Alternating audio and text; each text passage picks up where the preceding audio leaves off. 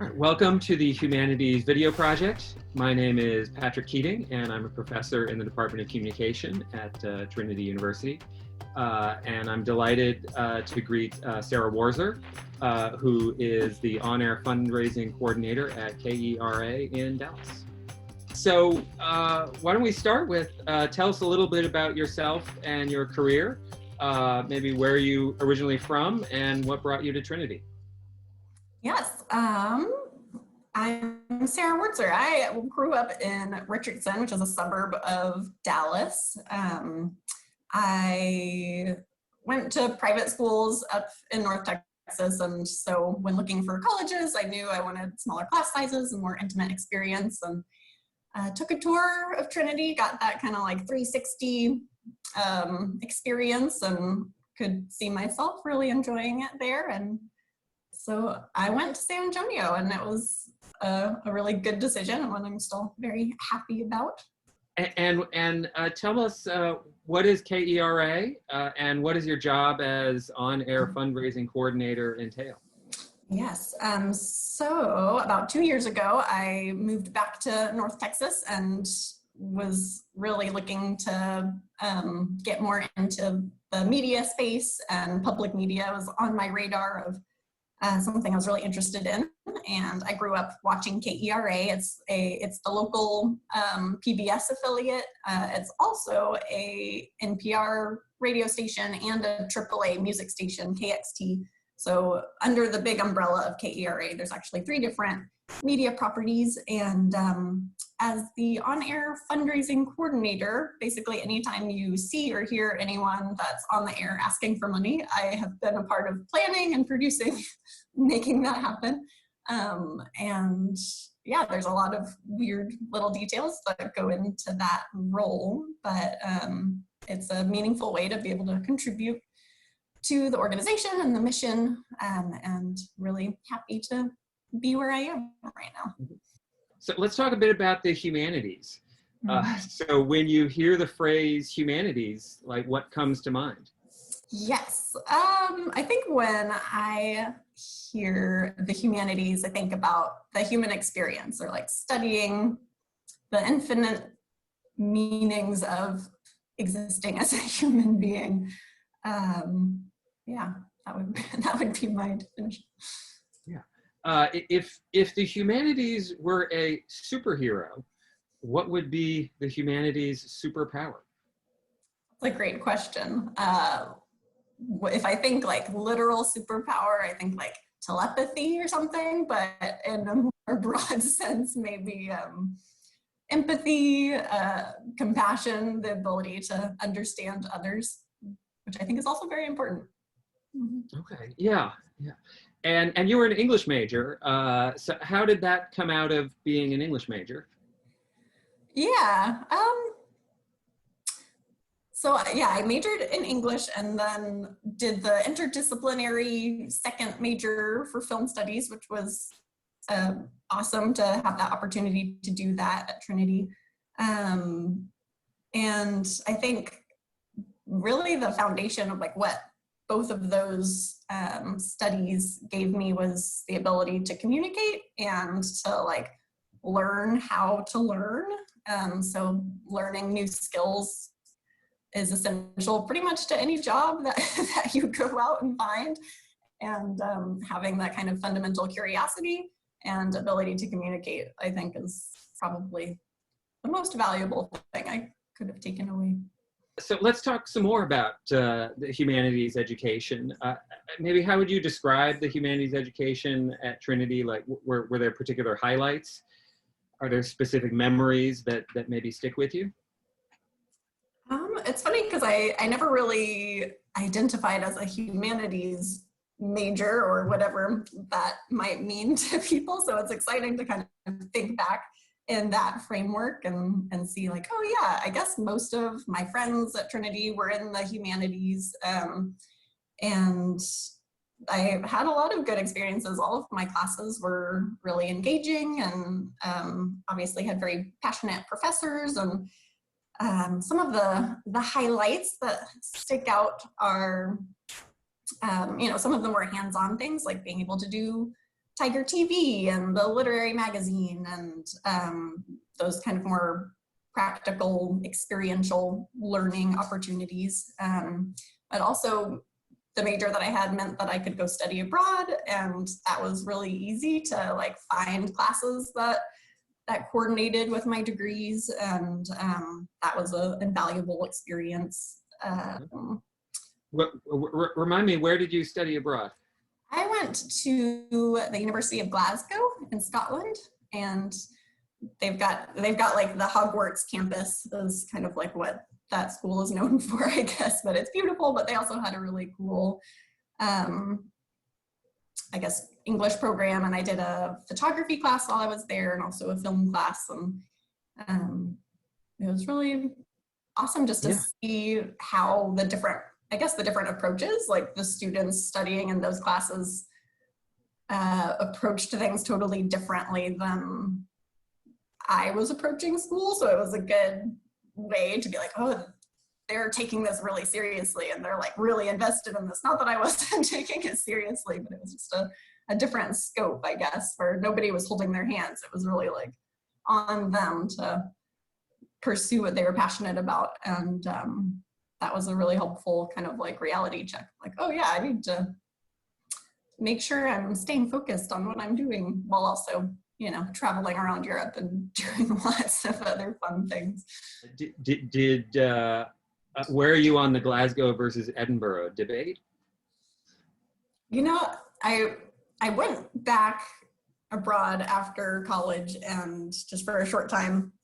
And when I went back, I was kind of like, oh, I think I like Edinburgh better. But at the time, being in Glasgow, I kind of equated to being, if you want to like draw parallels, to being like in Austin or something. It was supposed to be like there was more arts and live music and a little grungier.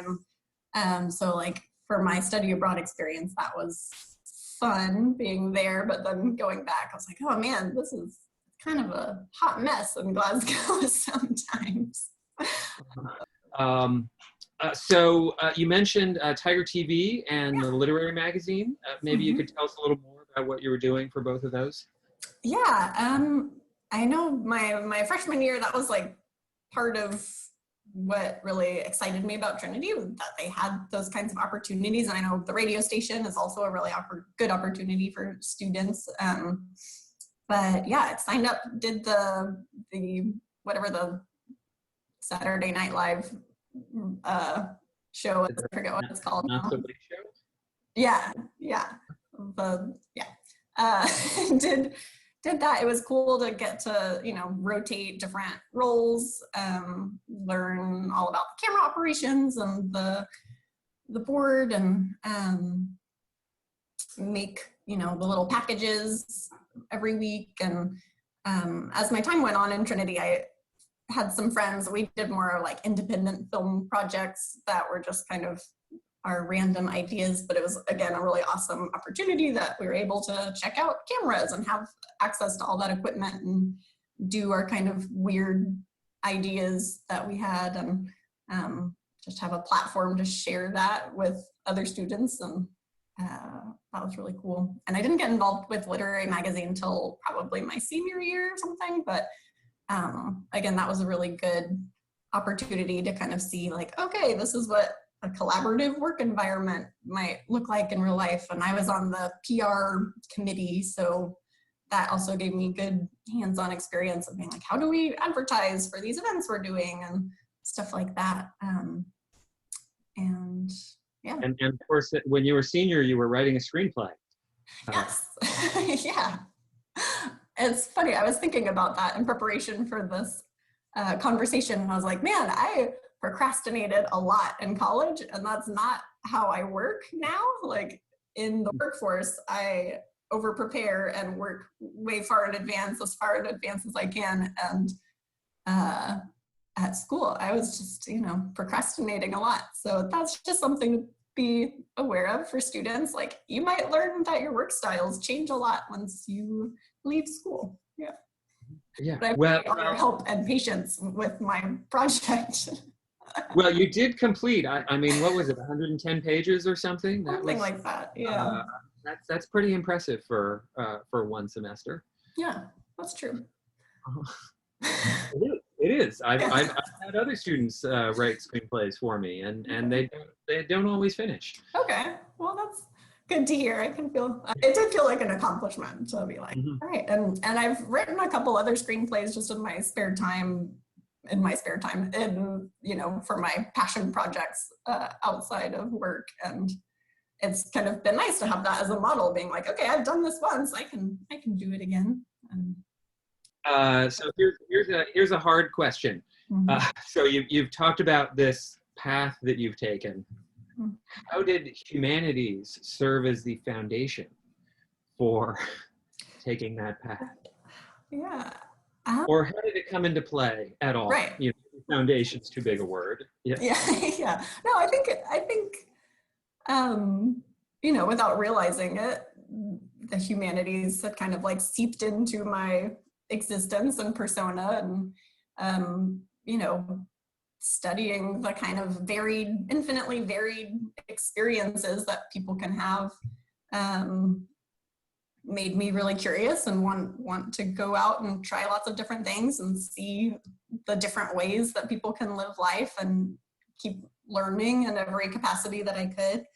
And yeah, I think kind of foundationally, the humanities teach you, like I think I said earlier, like you learn how to learn, and you are adaptable, you learn how to listen and kind of connect and analyze all of the complex things that you might be taking in at once. So I think there's definitely a kind of like larger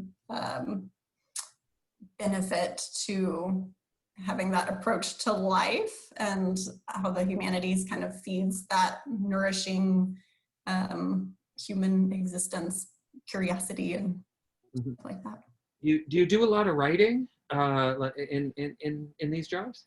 Yeah, I've kind of sought out the places that I can do more writing. So, and that's meant like newsletters or emails or social media. But in my current position, it's, you know, writing the scripts that they use on the air and writing the little short spots that they air, the 30-second scripts and stuff like that. And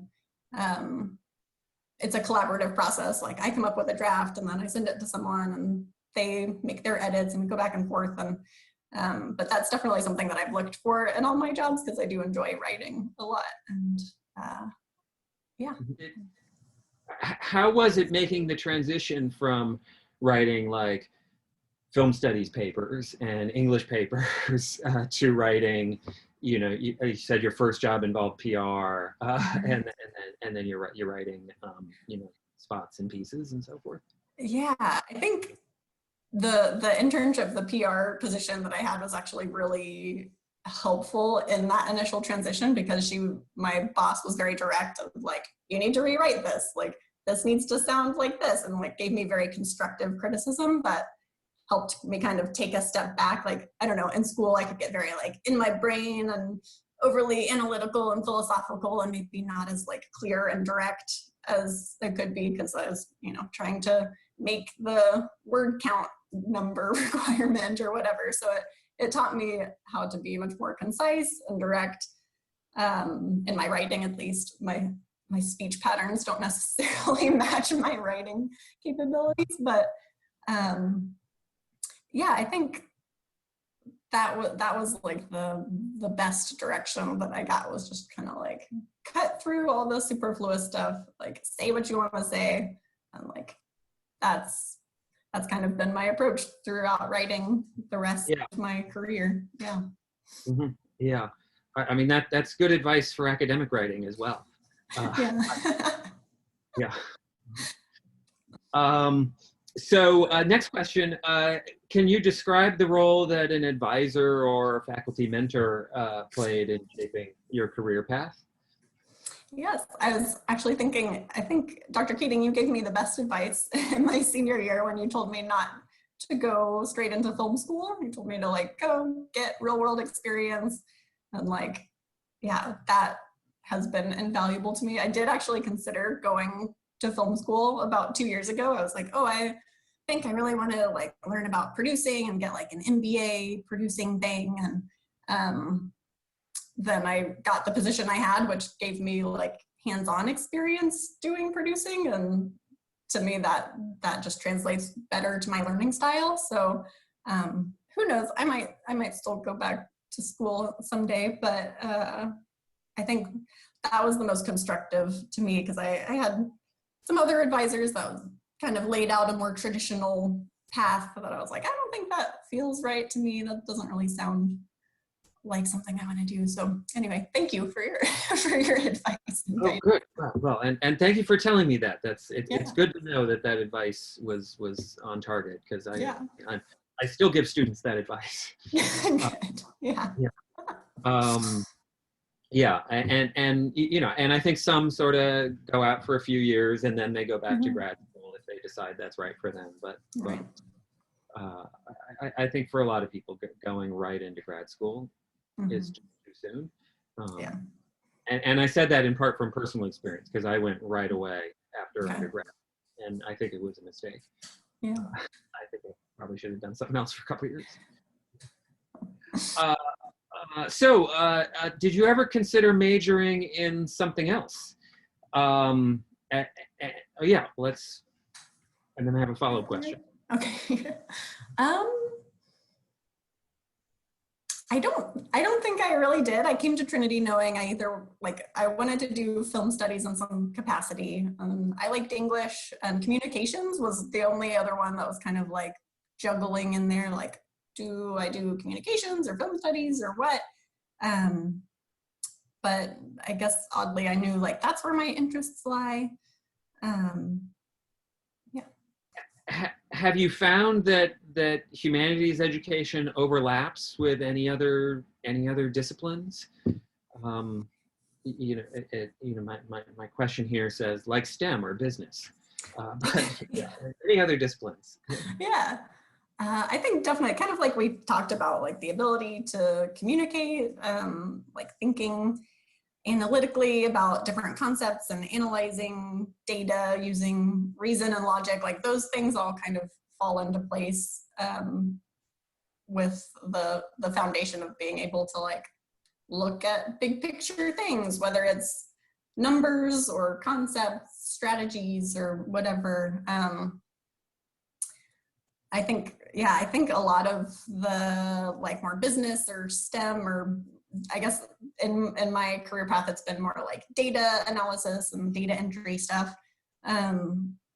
Those are all skills that can be learned, I think, fairly easily, whether in like professional development or webinars or even just like on the job training.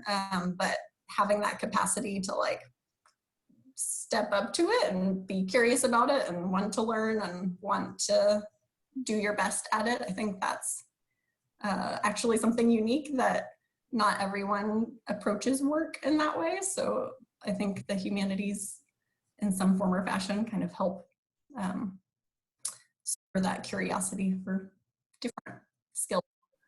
Okay, so I've got one more question on the list, and then I've got like a follow-up question of my own. Okay, so the one is, what advice would you give to a student who's currently considering studying the humanities? I think if you're considering studying the humanities, I would